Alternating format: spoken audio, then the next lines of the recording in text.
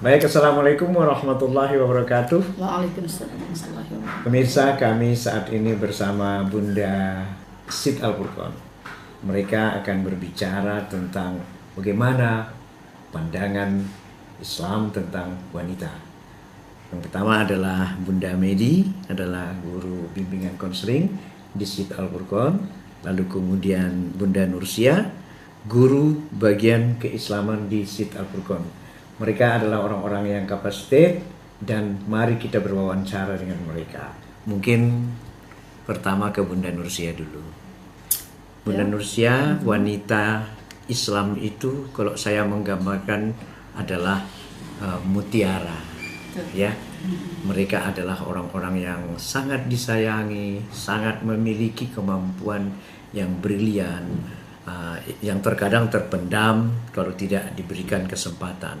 Tetapi wanita-wanita Islam itu adalah orang-orang yang brilian dan punya hak setara dia dengan wanita laki-laki ya. Nah, gimana pandangan Bunda Nur? A'udzubillahi minasyaitonirrajim. Bismillahirrahmanirrahim. Assalamualaikum warahmatullahi wabarakatuh. Waalaikumsalam warahmatullahi wabarakatuh. Menurut kami sendiri, wanita itu dalam Islam memang memiliki kedudukan yang sangat tinggi.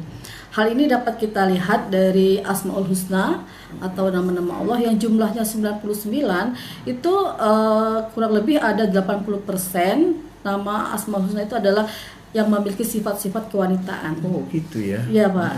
Sedangkan yang 20%-nya adalah laki-laki. Jadi di situ dari Asmaul Husna itu sendiri kita bisa melihat bahwasanya Allah sendiri sudah memberikan derajat yang lebih tinggi, yang memang benar-benar mulia, seperti yang Pak Bang Lubis katakan, wanita itu seperti mutiara. Mutiara, benar. Ya. Dan itu tidak banyak orang mengetahui. Ya, sampai benar. 80% Bunda Medi di dalam Asmaul Husna. Ini sesuatu pelajaran yang baru. Ya. Kemudian wanita juga dalam Islam itu dipandang adalah dia memiliki derajat yang sama dengan laki-laki.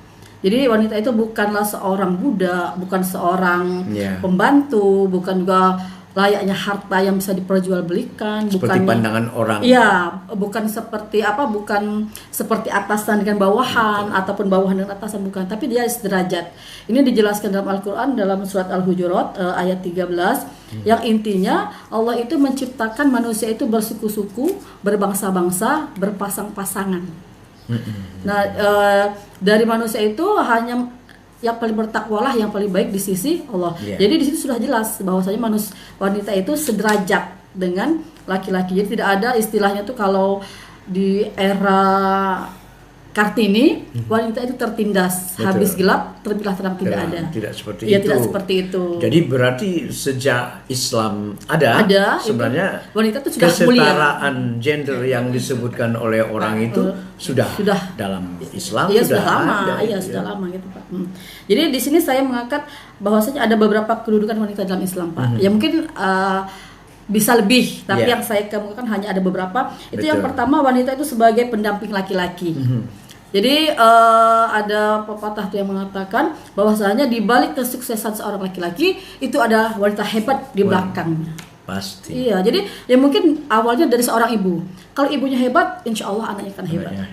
Kalau suaminya hebat, insya Allah di baliknya ada seorang istri yang mendukung setiap kegiatan suaminya. Ya, gitu Pak. Jadi kalau laki-laki itu intinya laki-laki hebat pasti ada wanita di balik semuanya.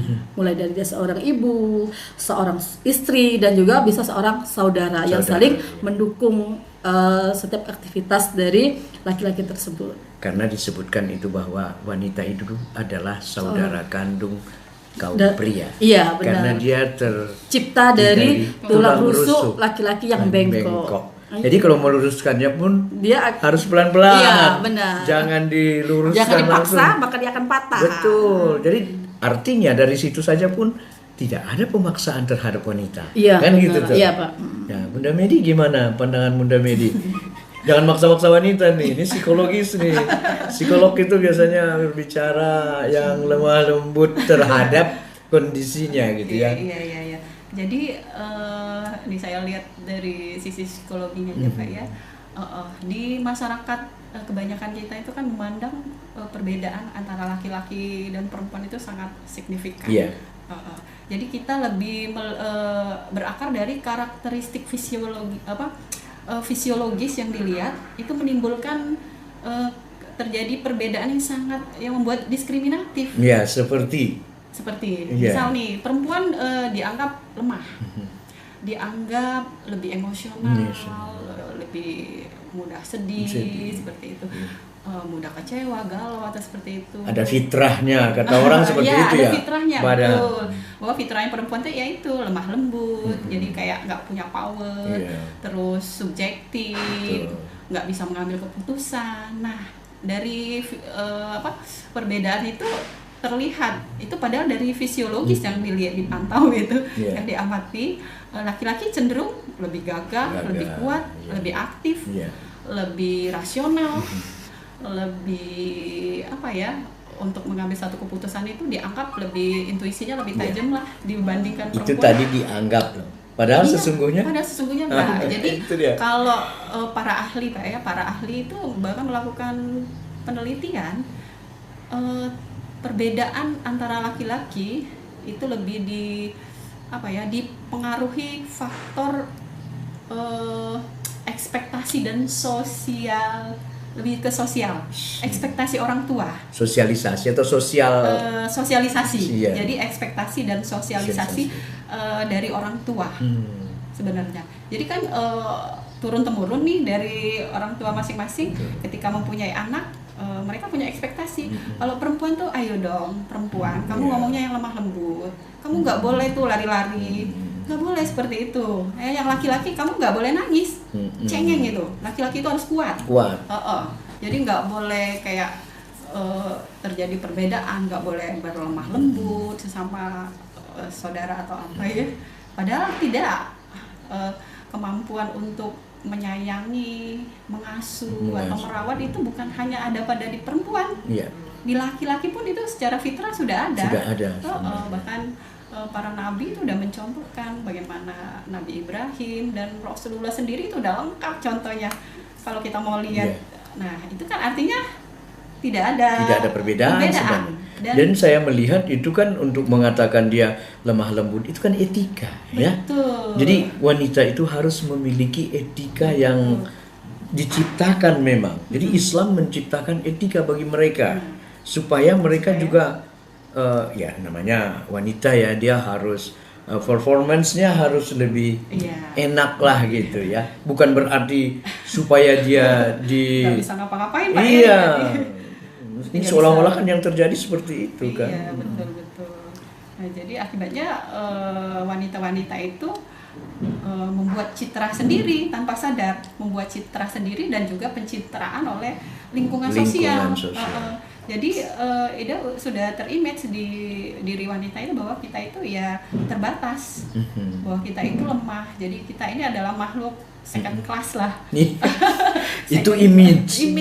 Kalau Islam sebenarnya bukan image itu, bukan seperti itu ya. Mereka bebas menentukan sikap ya.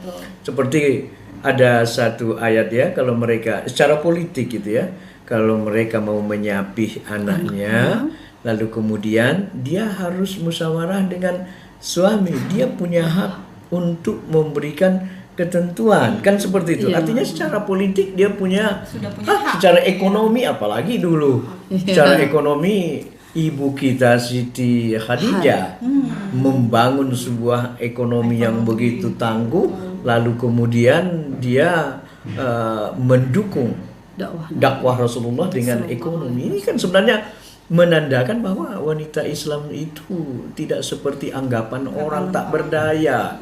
Gimana Bunda Nursia?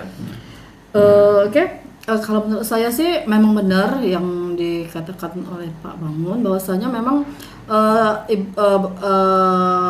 istri Nabi Muhammad yang pertama, Ibunda Siti Khadijah itu memiliki kekuatan yang memang sangat luar biasa. Mungkin dibandingkan sekarang mungkin beliau lebih hebat, lebih kuat gitu. Kenapa? Karena dengan kemampuan beliau yang memiliki harta benda yang begitu banyak, beliau rela untuk menyumbangkan semua hartanya kepada Nabi Muhammad untuk menjalankan dakwah. Nah, sekarang juga itu tangguh itu. Sangat-sangat tangguh. Wanita-wanita sangat tangguh. Sama dengan yang di hadapan saya ini wanita-wanita tangguh. Insya Allah, amin. Ya Ya, Rabbal Alamin. amin. Jadi di sini kita juga bisa, meskipun tidak sama seperti beliau, paling tidak kita bisa memiliki giroh, semangat seperti Siti Khadijah radhiyallahu anha. Jadi kita bisa, ini contohnya kita sebagai seorang ibu dan juga sebagai seorang pendidik di SDIT Islam Al-Furqan sendiri. Jadi kita di sini meskipun kita seorang pendidik, tapi kita juga seorang ibu. Jadi kita masih bisa melaksanakan kewajiban kita sebagai seorang ibu. Kita alhamdulillah semua guru di SDIT Al-Furqan ini memiliki anak di usia balita yang dia menyusuinya full 2 tahun pakai ASI. Masya Allah. Itu kan Kenapa? sesuatu banget itu. Pak Bun bisa survei di lembaga-lembaga lain, mungkin tidak seperti di Al-Furqan yang tidak mensupport karyawannya, gurunya untuk ASI eksklusif. Itu dibuktikan dengan adanya ruang laktasi. Iya. Kemudian diberikan waktu, diberikan waktu untuk para ibu-ibu ini yang memiliki anak balita untuk pumping gitu, Ustaz. Tapi jadi ini kan sesuatu juga Bunda Media,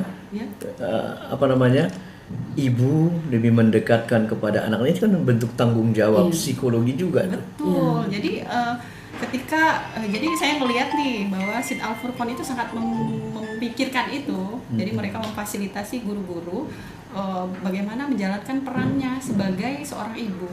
Bayangkan kalau guru-guru ini tidak menjalankan perannya. Betul. Saya bisa pastikan mereka sukses di luar, tapi di dalam belum tentu. Iya, benar. Itu tidak akan bisa. Jadi kesuksesan itu lahir dari sebuah keluarga yang memang benar-benar termanage. Betul. Artinya saya ngelihat sih, saya takjub nih dengan guru-guru Al-Furqan. Subhanallah. Saya ngelihat perjalanan mereka bisa bekerja di Al-Furqan totalitas. Mulai dari mereka harus cerdas memanage keluarga, ekonomi, bagaimana asupan anak-anak dan suami, pendidikan anak-anak, itu semua sudah harus dipikirkan.